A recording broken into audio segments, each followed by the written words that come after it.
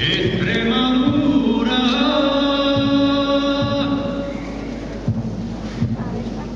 hombre que rezan a Dios para que llueva,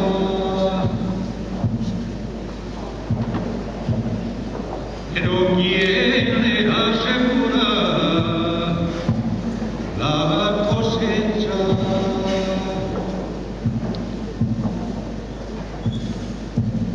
Extremadura,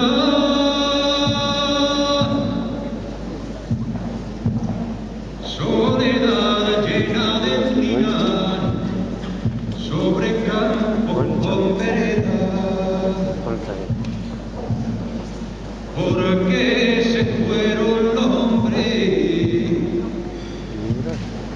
de tu tierra.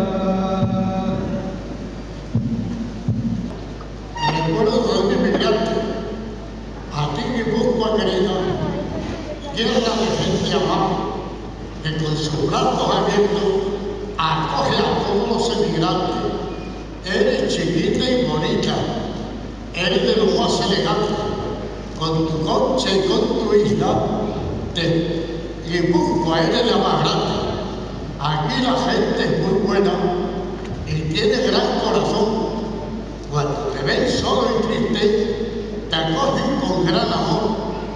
Yo no soy guipuzcoano, mucho mundo recorrí, nunca estuve tan a gusto como estoy aquí. Vivo a buscar, grito a todo pulmón, aquí rehice mi vida, de aquí mis nietos son, por eso esa tierra querida la llevo en el corazón.